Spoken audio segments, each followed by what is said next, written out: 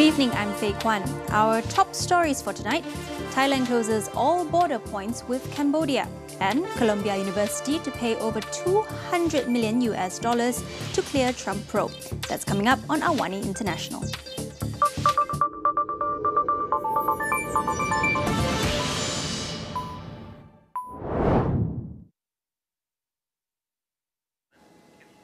Thailand has sealed its entire border with Cambodia after ordering all its nationals to leave. This follows deadly clashes between Thai and Cambodian troops in a disputed border area, in what at least 12 Thai civilians killed in the crossfire so far. Cambodia has been accused of firing rockets into a Thai village and attacking a hospital, while Thailand responded with airstrikes on Cambodian military sites. Thailand's foreign ministry has urged Cambodia to halt what it calls serious violations of international law, and in response, Cambodia has downgraded ties with Thailand and called on the UN Security Council to intervene, accusing Thailand of using excessive force. Thursday's fighting marks a major escalation in the long-running border dispute after tensions had worsened in May following the death of a Cambodian soldier during a clash. Columbia University will pay $200 million to the Trump administration to settle federal probes and have most of its suspended funding restored. The announcement comes a day after the university disciplined dozens of students over pro-Palestinian protests. Under the agreement, the Ivy League school will pay the settlement over 3 years and an additional $21 million to settle a separate probe brought by the U.S. Equal Employment Opportunity Commission. In return, the government will release part of the $400 million in federal grants that were frozen in March over accusations of anti-Semitism on campus. Columbia is one of several universities targeted by the Trump administration over protests against Israel's war in Gaza. Since the funding cut, the university had agreed to a set of demands from the White House. Last week, the Ivy League school adopted a new definition of anti-Semitism and cut ties with the pro-Palestinian group Columbia University Apartheid Divest. It also recently punished nearly 80 students for protesting Israel's war in Gaza with expulsions, suspensions, and degree revokes.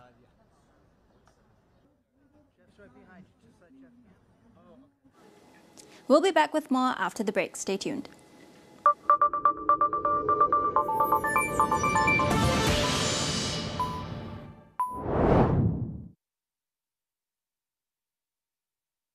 Berita hebat untuk pelanggan Astro Movies dan Epic Pack. Prime Video kini termasuk dalam langganan anda. Who's the action hero now? Anda boleh stream 24 jam sehari. Pelbagai filem kesukaan anda. Amazing. Janab Hindustan. Amazon Originals. It's big. Are you ready? Serta K-Favorites terkini. Semua ni dan banyak lagi. Kalian pilih video siapa yang akan tayang. Pelanggan Astro Movies dan Epic Pack. Stream Prime Video sekarang dengan Astro. Anda juga boleh langgan Prime Video melalui aplikasi My Astro. Di dalam setiap berita yang dibawa, konteks amat penting. Kami sentiasa membawakan yang tergempar dan terkini. Pastikan Astro AWANI menjadi pilihan anda, tidak kira di mana sahaja anda berada.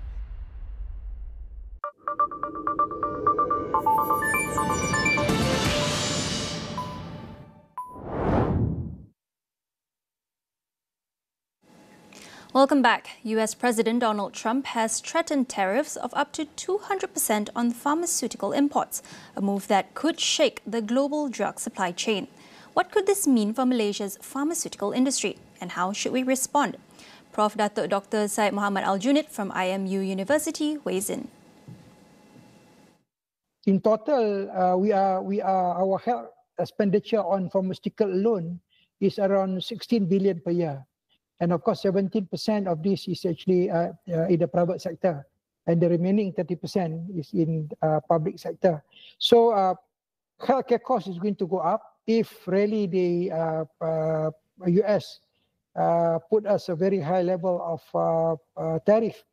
I think for Malaysia, we need to strategize. We need to look at other supply chain if we are importing from countries Other than US, for example, we should look at where drugs can be purchased from big countries such as China and India. They do have a lot of alternative, especially on generics products.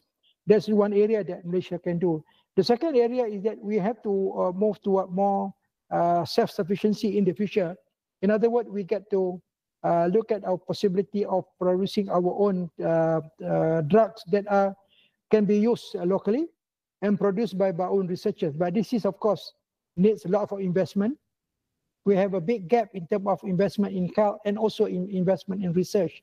We need to spend more of it. Our investment on research is very, very small, basically, and this is quite difficult to manage the system. And on the other hand, we have ASEAN with us. We hold the chairmanship of ASEAN this year. I think ASEAN in total, we should be able to try to work together and see if we can actually purchase some of the drugs that are produced by other ASEAN countries, although it is not that much. But I think arranging for bulk purchases from maybe other markets, such as from European countries, that will give some advantage to the whole system in our country. It will help a bit to mitigate the effect of this huge tariff if it were to be imposed by Trump's administration on our pharmaceutical. In the long term, Mohamed also urged stronger prevention of non-communicable diseases to reduce reliance on drugs and medication. We need to find ways in order to reduce the use of drugs so much in order to manage this properly. So I'm a public health physician, so my priority is actually to find ways so that we can actually embark on more effective health promotion and health prevention, so that in long term, the prevalence of chronic non-communicable diseases can be reduced. We should encourage more healthy lifestyle among the population, so that risk factors such as obesity, smoking, vaping that we're having at the moment could be reduced as much as possible. This is a long-term impact. In other words, our 20% health expenditure that we get every year on pharmaceutical can be reduced gradually if we are able to manage our chronic non-communicable diseases effectively.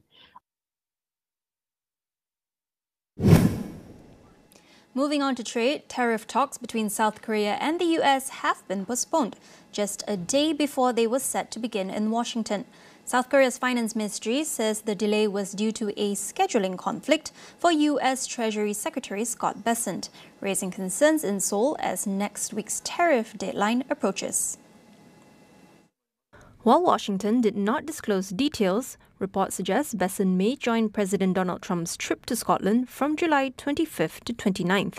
South Korea said the supposed 2+2 meeting between Bessent, South Korean Finance Minister Koo Yoon-chol, and senior trade officials will be rescheduled as soon as possible. Koo was set to depart for Washington today to secure an exemption from the 25% tariffs announced earlier this month by the Trump administration. Despite the delay, South Korea's Industry Ministry confirmed that Trade Minister Yohan Koo and Industry Minister Kim Jong-kwan are already in Washington and will continue talks with their US counterparts.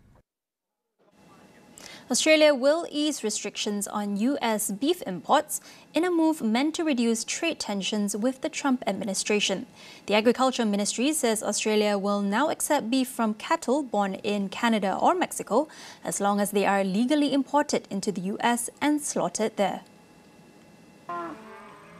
The changes will take effect on July 28th, when local firms can also begin applying for import permits.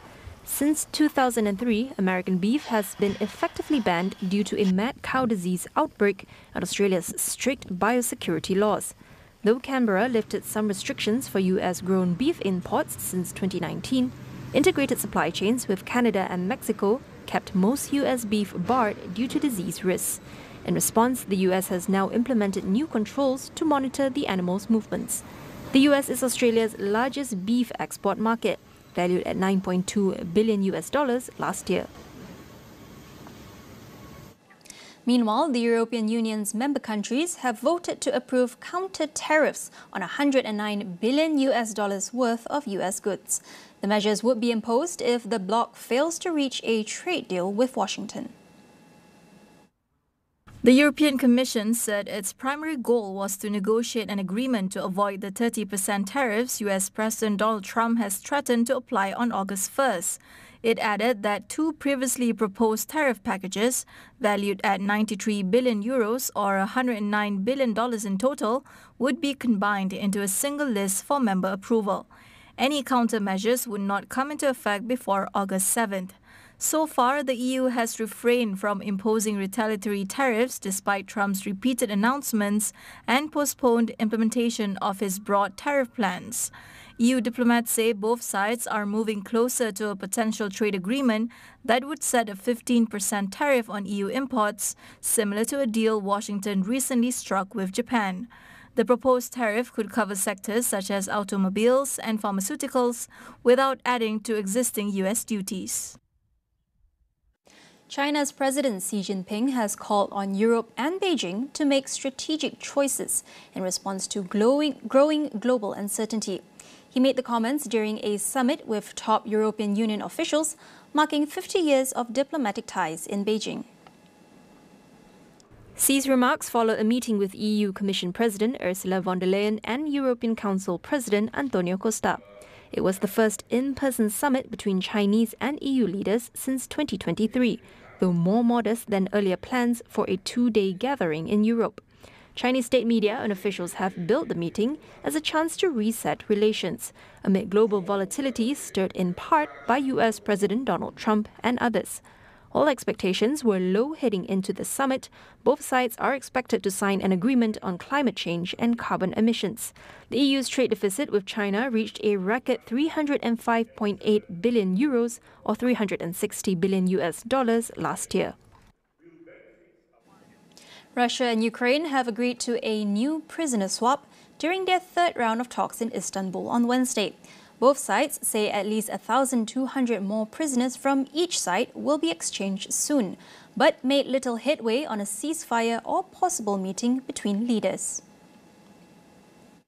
Ukraine proposed a leaders' meeting by end August to end the conflict, with Turkish President Recep Erdogan and US President Donald Trump invited. Russia, however, said such a summit is not being considered until certain conditions are met.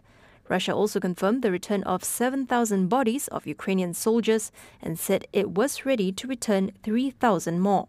Ukrainian President Volodymyr Zelensky, meanwhile, confirmed the ninth stage of prisoner exchanges took place, involving over 1,000 people. Disagreements, however, remain on ceasefire terms. Ukraine wants a full and unconditional halt, while Russia is pushing for short truces to evacuate the dead and wounded. The talks come days after President Trump threatened new sanctions on Russia if no deal is reached in 50 days. Two earlier rounds of talks in May and June led to prisoner and body exchanges, but little progress towards peace. A landmark ruling by a top UN court has opened the door for countries to sue each other over climate change. The non-binding ruling, unanimously backed by 15 judges at the International Court of Justice, is being called a turning point in international climate law. The court said countries are also responsible for companies under their control. It added that fossil fuel subsidies or approving new oil and gas licenses could also be in breach of a country's obligations. The case was led by the Pacific island nation of Vanuatu and backed by more than 130 countries. UN Chief Antonio Guterres praised the ruling, saying it reaffirms that climate policies must align with the Paris Agreement. While non-binding, legal experts said the ruling could have far-reaching effects for climate-vulnerable nations who say global action has been too slow. But its impact may be limited as the US, the biggest historical emitter, has rolled back climate regulations under US President Donald Trump. Now that report wraps up AWANI International for tonight. Stay tuned for our reports on the rivalries, strategies and the shifts behind the power affairs driving the new global order. Visit international.astroawani.com for more and be sure to follow our social media accounts. I'm Faye Kwan. Thank you for watching and good night.